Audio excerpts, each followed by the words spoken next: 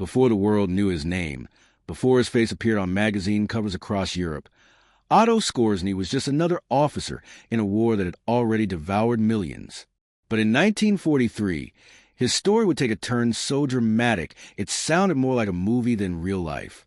A mission impossible, pulled off in the thin air of the Italian Alps, a rescue that would change his life and his reputation forever. But to understand how he got there, we need to understand who he was. Otto Skorzeny was born in Vienna in 1908, in a time when Austria-Hungary was still an empire. He came from a middle-class family, studied engineering, and loved dueling. Not the gunfight kind, but the old-fashioned saber duels popular among German and Austrian students. The long scar across his cheek, one he would carry for life, came from one of those fights. It wasn't just a mark of courage. It was a symbol of pride, toughness, and belonging to a warrior tradition that would later define his image. When the First World War ended, Austria was broken and humiliated. Like many young men of his generation, Skorzeny grew up in a nation stripped of its identity. That humiliation shaped him. By the 1930s, when Hitler's message of unity and rebirth began echoing across the German-speaking world, Skorzeny listened closely. He joined the Nazi Party in 1931, long before it became a ticket to power.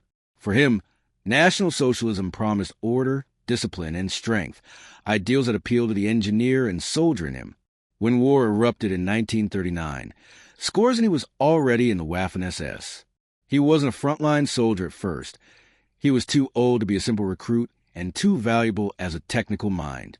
But his ambition wouldn't let him sit behind a desk. He volunteered for combat roles, looking for danger and opportunity in equal measure. He fought in the early campaigns and was wounded on the Eastern Front, where he witnessed the brutality of the war firsthand. It was there that he began to see war as not just survival, but as a stage for those bold enough to shape history. By 1943, Skorzeny's sharp mind and flair for the dramatic caught the attention of Heinrich Himmler and even Hitler himself. He was appointed to lead special operations, missions too risky, too unconventional for the regular army. And it was one such mission that would make him famous. That summer, Italy was collapsing. Mussolini, once Hitler's closest ally, had been arrested by his own government after Italy's disastrous defeats. The new Italian leaders secretly opened negotiations with the Allies, hoping to end the war. For Hitler, this was betrayal. Losing Italy meant losing a crucial front, and symbolically, it meant losing one of fascism's founding figures. So when the news of Mussolini's arrest reached Berlin, Hitler was furious. He ordered one thing: find Mussolini and bring him back, alive. The problem was nobody knew exactly where he was. Mussolini had been moved several times, hidden away in remote locations under heavy guard. Every lead seemed to fade, but among all the intelligence officers and generals searching for him, one man kept insisting he could do it: Otto Skorzeny. He studied maps, interrogated captured officers, traced reports from Italian sympathizers. Weeks passed and the trail went cold, until a Luftwaffe reconnaissance pilot spotted a suspicious military presence at a remote hotel on a mountain plateau called Gran Sasso, 7,000 feet above sea level. The location seemed impossible to reach. A narrow cable car was the only connection to the valley below. Surrounding peaks dropped into sheer cliffs. It was the perfect prison. But to Skorzeny, it was a challenge too tempting to resist. He proposed an audacious plan, a glider assault, landing directly on top of the mountain, right beside the hotel. No one had ever attempted such a thing before. The risks were enormous. Unpredictable winds, a small landing zone, and the chance that even a small error would send them crashing down the cliffs. But Skorzeny didn't care. To him, success wasn't optional, it was destiny. Hitler personally approved the plan. He told Skorzeny, "I am counting on you." Those words meant everything. In Nazi Germany, to be chosen by Hitler himself was the ultimate honor and the ultimate burden. From that moment, Skorzeny's life became consumed by this mission. He trained relentlessly, hand-picking men for the job: paratroopers, SS commandos, and pilots with nerves of steel. Every man knew this was more than a rescue. It was a political message. If they succeeded, the world would know that Germany could still strike with precision and daring, even as the tide of war began to turn against them. As the day approached, Skorzeny felt the weight of history pressing on his shoulders. The sky had to be perfect, the gliders flawless, and the element of surprise absolute. On September 12, 1943, they took off, 12 DFS, 230 gliders towed by planes, silently cutting through the air toward the mountains of central Italy. As they approached Gran Sasso, the pilots released the cables and began their descent. Skorzeny's glider was in the lead. Below them, the mountain loomed like a jagged spear point. The wind screamed. The plateau was barely large enough for a football field, and beyond it, nothing but air. Inside, the men held their breath. Skorzeny braced for impact, and then the glider slammed down, skidding across rock and grass, smashing its undercarriage but somehow holding together.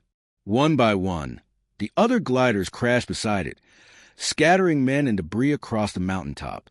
Dust and silence followed. The Italian guards, shocked by the sudden appearance of German troops, seemingly out of thin air, froze. Within minutes, Skorzeny and his men stormed the hotel. Not a single shot was fired. And there, in a small room on the second floor, they found Mussolini, pale, tired, but alive. Skorzeny saluted him and said, "Duce, the Führer has sent me to free you." For a moment, Mussolini just stared, unable to believe it was real. Then he whispered, "I knew my friend Adolf would not abandon me." Outside, as the wind howled over the cliffs, Skorzeny radioed the code phrase that would make headlines around the world. "The operation has succeeded. Mussolini is with us." It was one of the most daring rescues in military history, carried out without firing a single bullet. But what came next would turn Otto Skorzeny from a soldier into a legend, and from a legend into something far darker. News of the Gran Sasso raid spread like wildfire. Within hours, radio stations across Europe were broadcasting it as a miracle of German daring. Mussolini has been rescued by German commandos. The name Otto Skorzeny suddenly became known from Berlin to Buenos Aires. Photographs of him, tall, scarred, confident, appeared in newspapers with captions like "the most dangerous man in Europe." Even Allied intelligence took notice. The British and Americans called him Hitler's favorite commando. For the propaganda machine of the Third Reich, this was gold. At a time when the war was turning against Germany, the story of Skorzeny's success gave the illusion of unstoppable power and precision. Hitler was delighted. He personally awarded Skorzeny the Knight's Cross of the Iron Cross, one of the highest military honors. For Skorzeny, this was more than a medal. It was a symbol that he had stepped out of anonymity and into history. From now on, he would be trusted with missions that ordinary soldiers could not even imagine. After Gran Sasso, Skorzeny was no longer just an officer. He became the symbol of Germany's special operations. He was transferred to head the Waffen-SS Commando Training Center, where he began to design new unconventional warfare tactics. He was fascinated by deception, disguise, and psychological warfare, fighting not just with bullets, but with fear and confusion. His men called him both brilliant and ruthless. He demanded discipline, but also encouraged creativity, the kind of thinking that went against the rigid military traditions of the Wehrmacht. To Skorzeny, war was about imagination as much as courage. He used to say, "A commando must think like a fox and strike like a panther." But his ambitions reached far beyond the classroom. By 1944, as the Allies pushed toward Germany, Hitler once again turned to Skorzeny for something bold, something desperate. The next mission would be far more complex than rescuing one man. This time, it was about controlling an entire nation, Hungary. By the autumn of 1944, Germany's allies were collapsing one by one. Italy had surrendered the year before, and now Hungary, under Regent Miklos Horthy, was secretly negotiating peace with the Soviets. For Hitler, losing Hungary meant losing access to its oil fields, its armies, and its strategic position. So he ordered a plan to stop Horthy's defection and keep Hungary in the war, by any means necessary. Once again, Otto Skorzeny was the man chosen to make it happen. The operation, codenamed Panzerfaust, was as audacious as it was dangerous.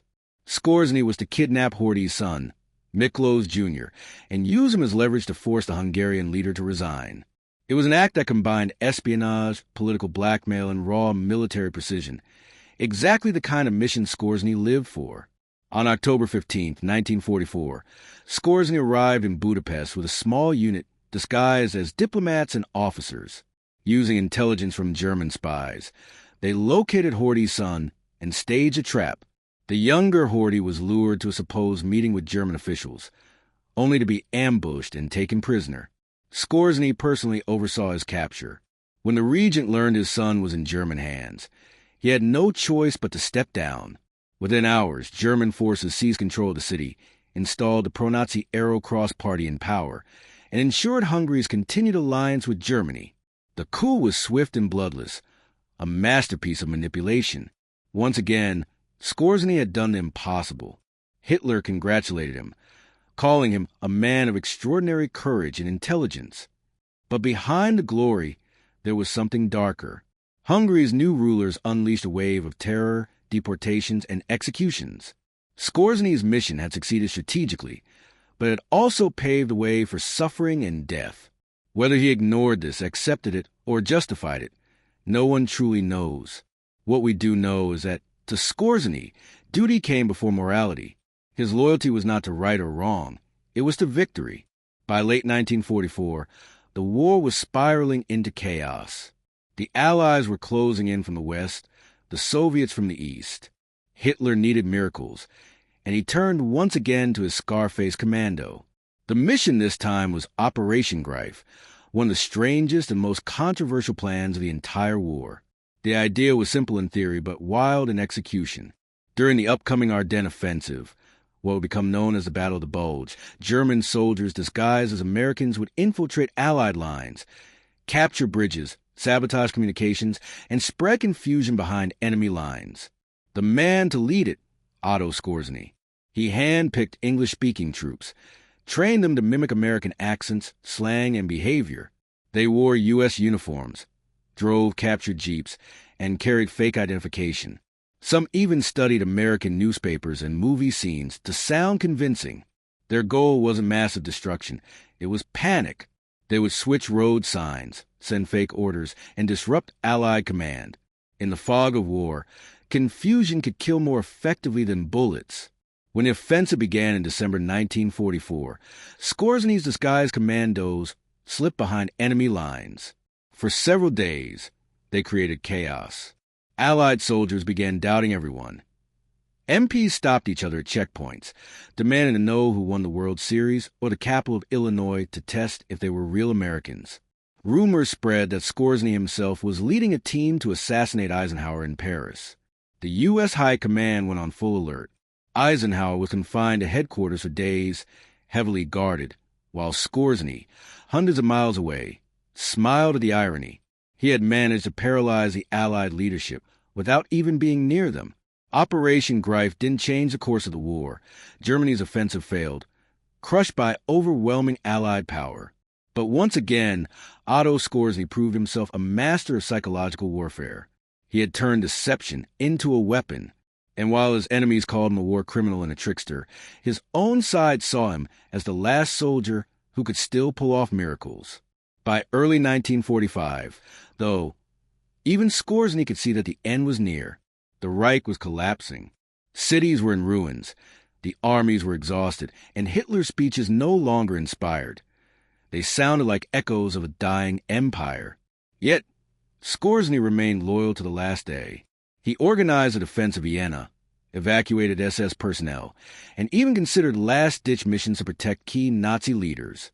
To him, surrender was unthinkable. Action was the only language he knew. When the war finally ended, Skorzeny was captured by the Americans, but his story and his influence was far from over. He was about to become something even stranger than a commando, a man caught between myth and menace, hunted by the victors, admired by enemies, and protected by secrets. When the guns finally went silent in May 1945, Otto Skorzeny was no longer the hero of daring rescues or impossible missions. He was a prisoner, one among millions. The Reich he had served with unshakable loyalty was gone, shattered into dust and ruins. Berlin had fallen. Hitler was dead, and the world that once worshipped power now demanded justice. The Allies called it denazification. To them, Skorzeny wasn't a soldier. He was a symbol of Hitler's SS, of deception, ruthlessness, and fanatic loyalty. To his captors, he represented everything they had fought to destroy. But even in defeat, Skorzeny stood tall. When interrogators asked if he regretted his actions, he simply said, "I was a soldier. I did my duty." He was first imprisoned at Dachau, the same camp where countless victims of the regime had suffered. It was a bitter irony. The jailer turned inmate. Yet, unlike many of his comrades, Skorzeny didn't crumble. He adapted. He learned the rhythms of captivity, gained the respect of guards for his discipline and confidence, and quietly studied the world outside through the newspapers that trickled in. In 1947, he was put on trial by an American military court. The charges were serious. War crimes for using enemy uniforms during Operation Greif in violation of the laws of war. Several of his men had been executed by the Allies for those actions. The outcome could easily have been a death sentence. But the trial took an unexpected turn. Skorzeny's defense was clever and backed by witnesses who surprised even the judges. Former British and American commandos testified that their own forces had also used enemy disguises during wartime operations. The courtroom, once certain of its verdict, hesitated. The moral lines of unconventional warfare blurred. In the end, the court acquitted Otto Skorzeny of all charges. He walked out of the dock a free man. For the moment, yet freedom in post-war Germany was a fragile thing. The Allies still saw him as dangerous. They held him in a detention camp while deciding what to do next. But Skorzeny had no intention of waiting for another trial or extradition.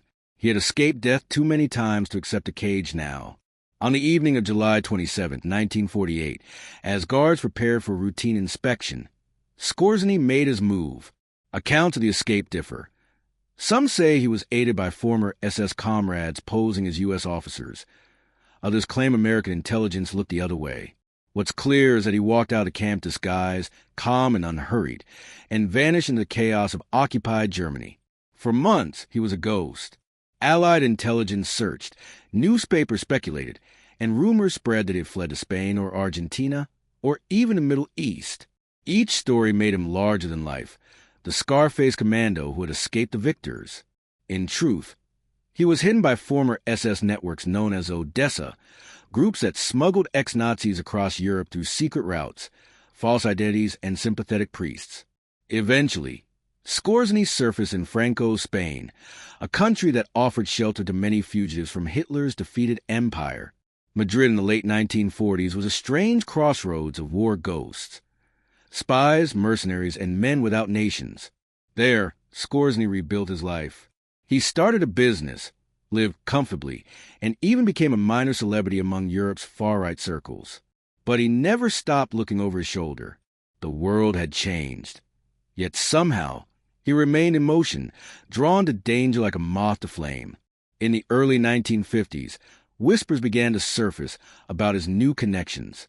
Some said he was working for intelligence agencies, even those of the former enemies he once fought. The CIA and West German intelligence saw in Skorzeny something useful, a man with networks, knowledge, and no illusions about morality. He had contacts in Egypt, Argentina, and the Middle East, regions where Cold War power games were just beginning. Documents later revealed that Skorzeny indeed became involved in various covert activities, advising Egypt's military on commando tactics, helping to train special units, and even allegedly assisting in smuggling German scientists out of Europe. To the Americans, he was both a problem and an asset, too dangerous to trust, too valuable to ignore. Still, he couldn't escape the weight of his past. To many, Otto Skorzeny remained a Nazi hero, unrepentant, confident, and disturbingly charismatic. In interviews, he spoke of loyalty and discipline, but avoided questions about ideology or guilt. "History will judge us," he said once, "not our enemies." By the mid-1950s, he had become a figure out of legend. Journalists described him as a soldier of fortune, the scarred phantom of the Third Reich.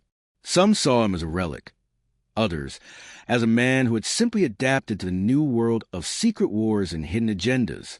But for all his influence and notoriety, Skorzeny lived with one undeniable truth.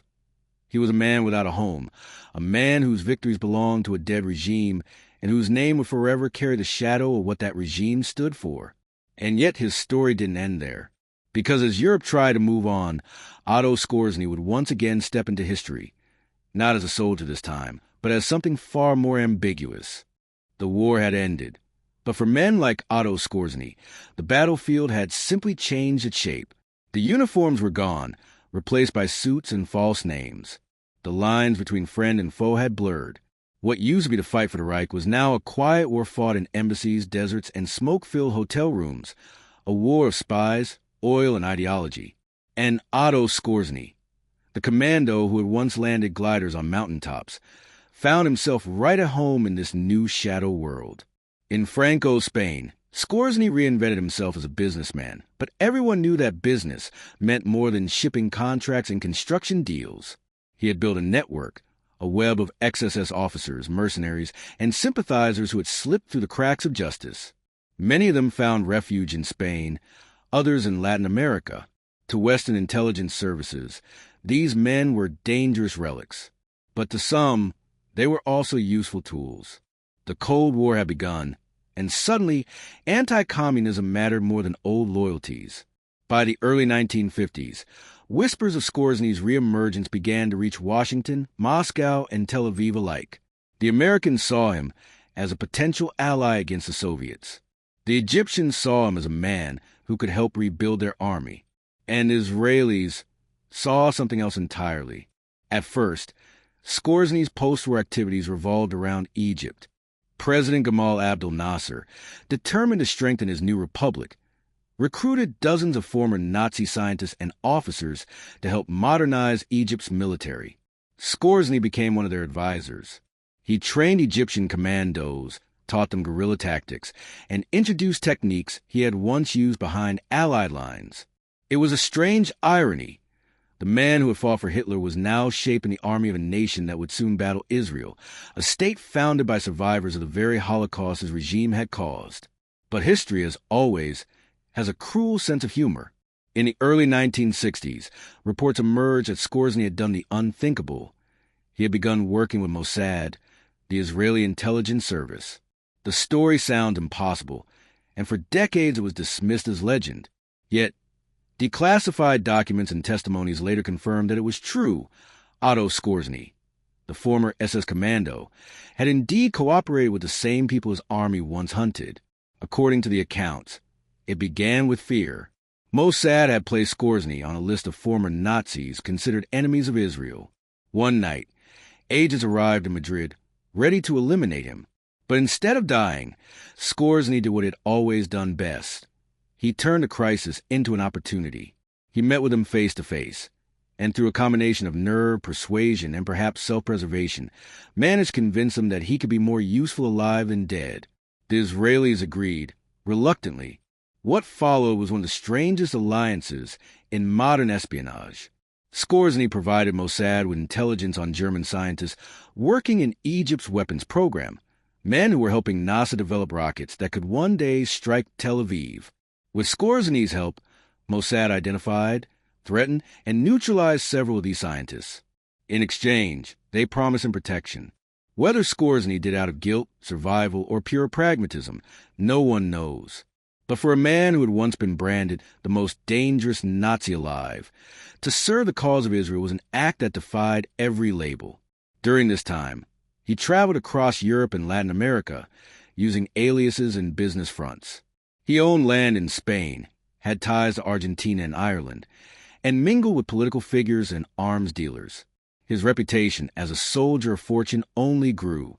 Some call him a mercenary, others a manipulator. But everyone agreed on one thing. He was untouchable.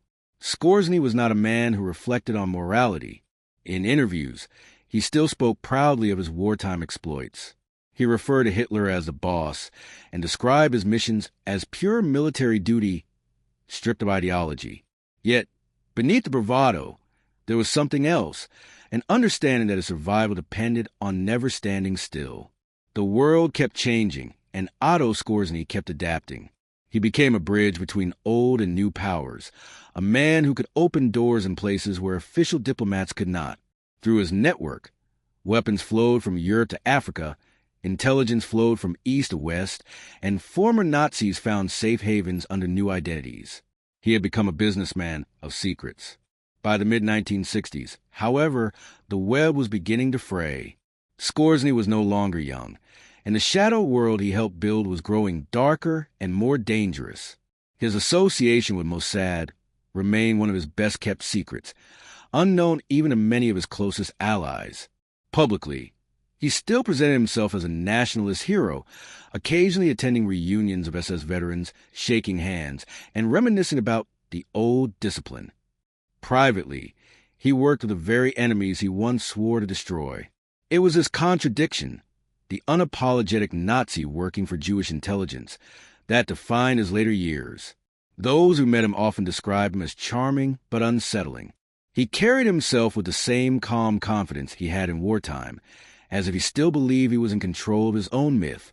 And, in a way, he was. For decades after the war, Otto Skorzeny managed to do what few men of his kind ever achieved. He rewrote his legacy while he was still alive. To his followers, he remained a fearless commando, the man who defied gravity and fate. To his enemies, he was a ghost that refused to disappear. But even ghosts grow old. And as the 1970s approached, the man once called the most dangerous in Europe began to face a final enemy.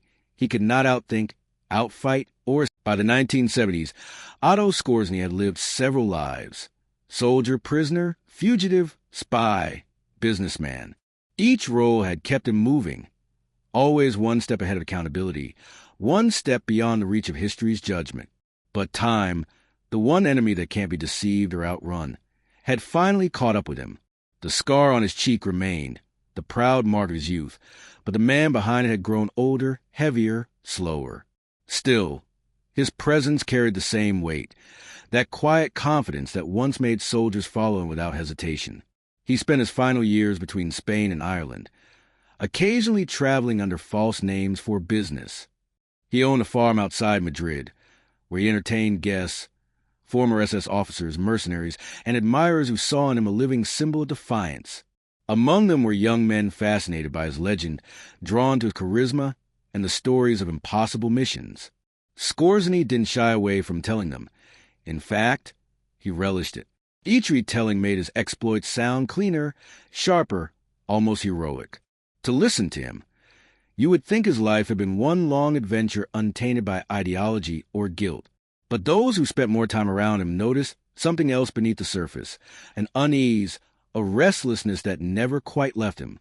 He rarely spoke of the war's end or the ruins that followed. He dismissed questions about Nazi crimes, claiming he had known nothing or had no part in them.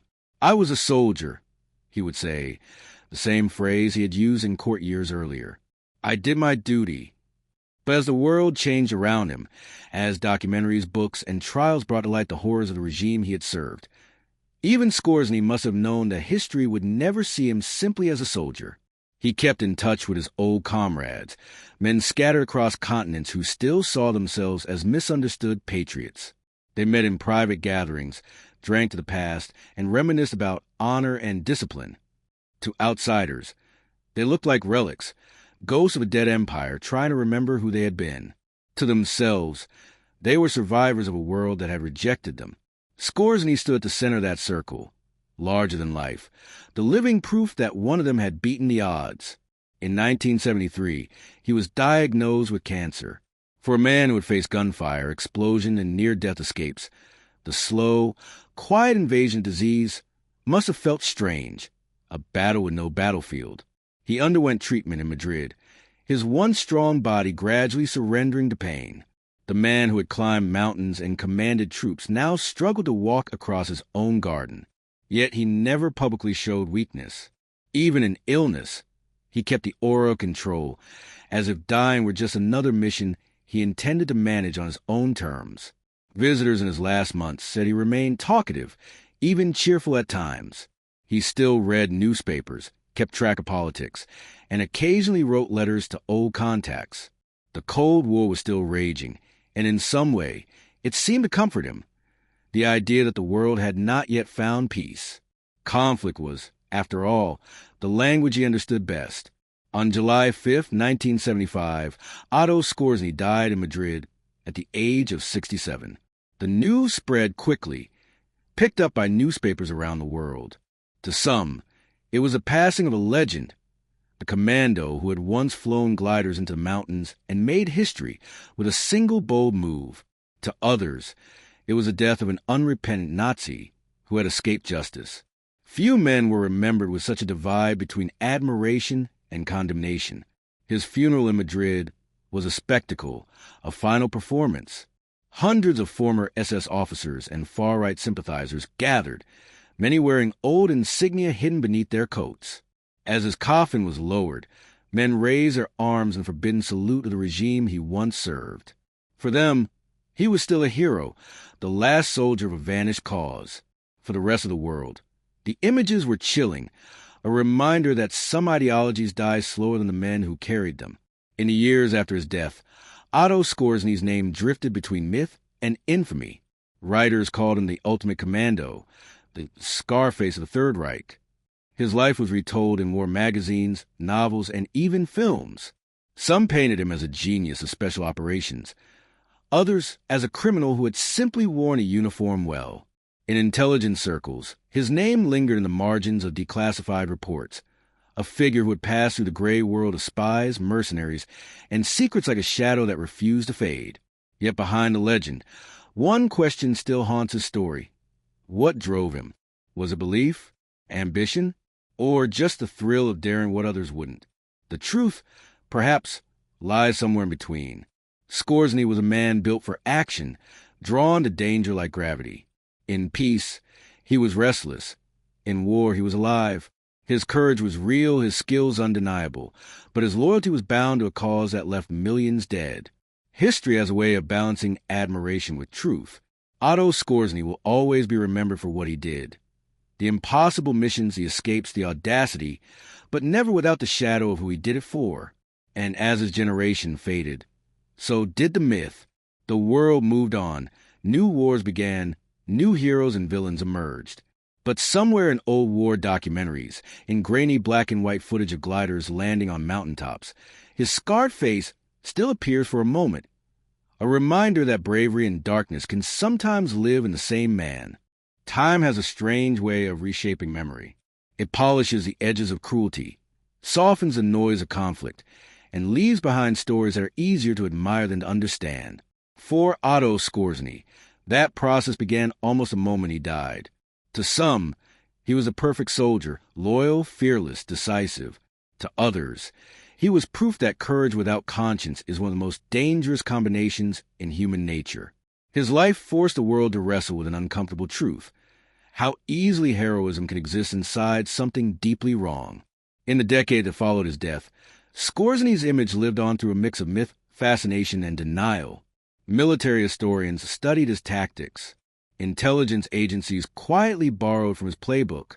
He had shown that small, agile units could achieve what whole divisions could not, a lesson that echoed in the decades of warfare that came after him. From Cold War covert operations to modern special forces, the fingerprints of his methods are still visible. But so are the moral questions they raise. What happens when brilliance serves a brutal cause? Can genius in war ever be separated from the purpose it serves?